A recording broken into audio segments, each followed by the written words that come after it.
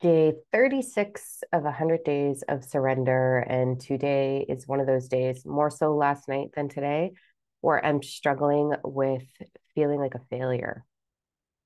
Oh my gosh, it's weird. So we've got a lot of big changes coming up in the energy that's available for us in February. So we are accelerating really, really fast right now, which is great.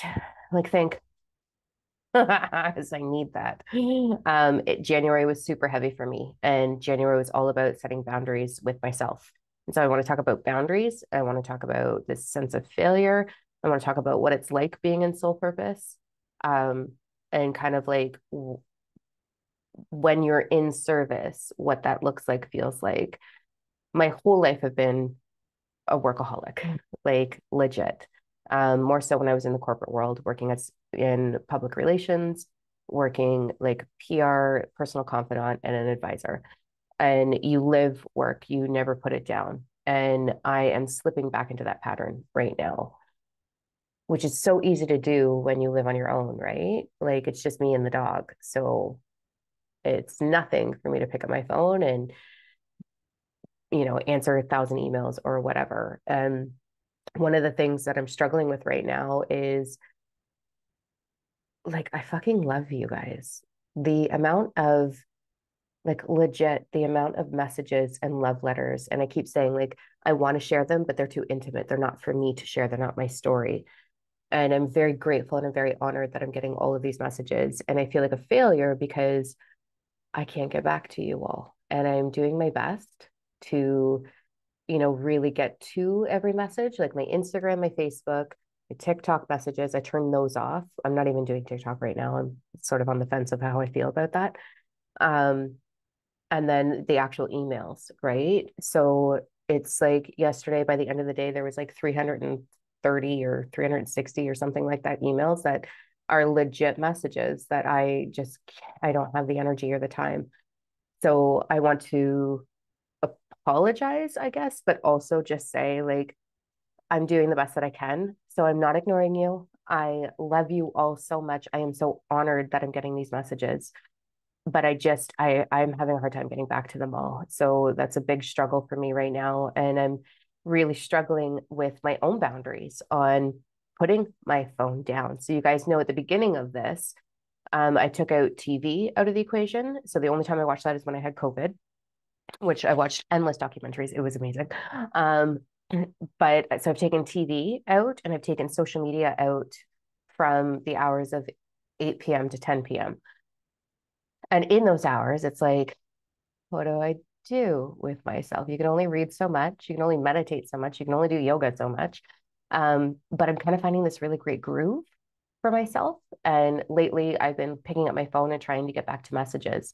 So I need to just remove myself from that for a little bit. Sherry's going to, um, Sherry's my assistant. So she's the executive assistant here at Diamond Mentoring Incorporated. And so she's going to be previewing and looking at like what really needs to be addressed. Keep sending your love letters. I will get to them eventually. But I have instead decided to let Sherry take over messaging. And I'm just going to look at comments on the videos that I do on Facebook, Instagram, and YouTube here. So I'm going to go through all the comments and make sure that I'm the one responding to all of those. So I just kind of want to keep it there if we can for a little bit until I get a little bit more caught up. I just got a lot going on and I'm heading out to Mexico to do another one-on-one retreat with a client, which I'm really stoked about. Not so much Mexico because I don't feel the energy is really great there, but having that quality one-on-one time. So I'm going to be MIA all next week from Monday all the way through until Sunday. I'm not going to be available. I don't know if I'm going to get these videos up. Depending on what our routine is like when we're there, I like to try and get up and watch this. Well, I always get up and watch the sunset. I'm just not sure if she will be joining me or not for that. So if I get a little bit alone time, I will do some videos for this series on the beach. My life is amazing, right? I'm so fucking blessed. My problems are not real problems at all, but they are challenges for sure. So I just wanted to make sure that you knew I wasn't ignoring you and that I love you and thank you for everything. especially for the interaction. I made a request a little while ago to please interact because it helps me get into the algorithm. And all I want to do is change a million lives. I want to support souls into freedom, into living soul purpose really, truly, beautifully, all of those things. So thank you for your interaction and your likes. It means so, so much to me. And it makes it feel worth it when you guys are commenting and you're liking or you're sharing posts. It makes it feel worth it for me because sometimes we get in this funk where, like, legit, when you're in service as extensively as I am, like about 60 hours a week, I can lose sight of, am I actually creating sustainable change? Am I supporting people? I know I am with my one-on-one clients, because I see it right there and it's beautiful. But to know that I'm touching hearts, it means so much to me. So thank you for that. I love it. It's just thank you so much from the bottom of my heart. Okay, so let's move more into boundary conversation. So I have been really processing since that uncomfortable situation where I set a really harsh boundary, and that got that really negative reaction. That was a lot of torment for me, and kind of navigating and letting myself sit in the fear of not being honored or respected or valued. And there was a lot of low blows in that interaction that I would never do to someone. And so it really hit me deep in the core. And I've had to sit in that discomfort and not take action on it, not try to rectify it, fix it, adjust it, just be uncomfortable. And that's a boundary that I'm setting with myself to learn to just be truly uncomfortable in the discomfort, to know that it's okay that someone I care about could be so cruel, and unkind and not and feel very unloved in that moment when I feel like I've given everything that I could, right? Like, so the boundary that I'm working on with myself right now is owning it, owning the fact that I'm allowed to be harsh sometimes to the people that I love.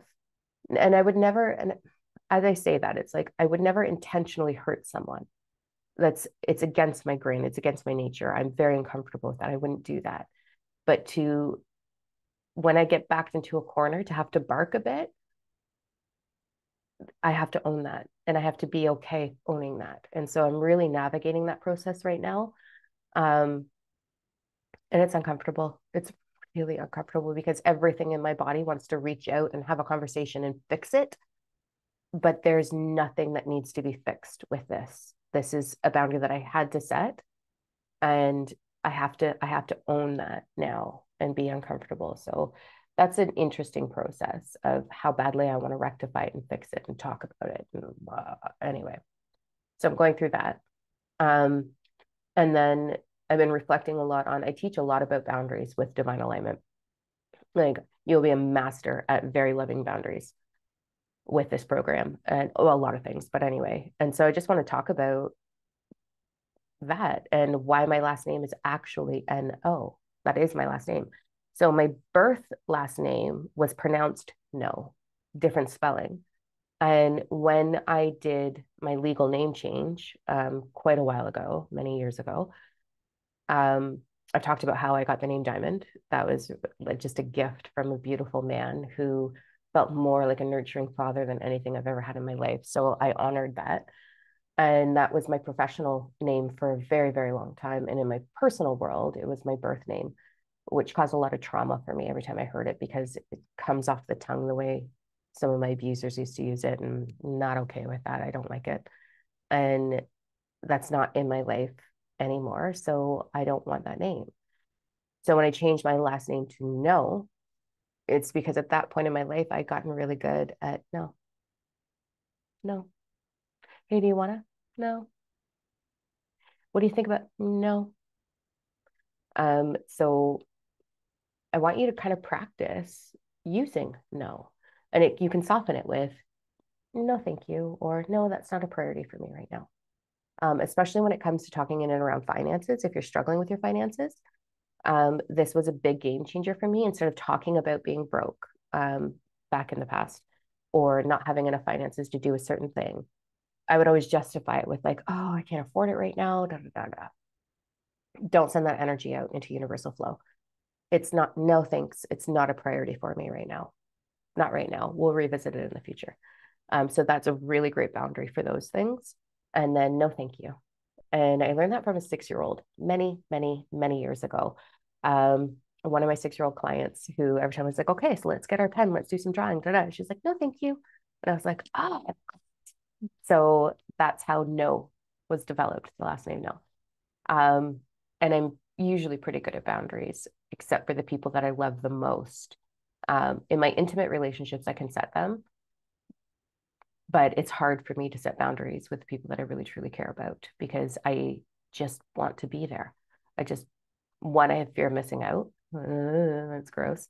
Two, I don't want to disappoint them, right? And that's what, as women, we all humans, but it's something that we endure and we experience quite a bit. So I started practicing saying no, thank you, as softly and playfully as I could until I mastered it.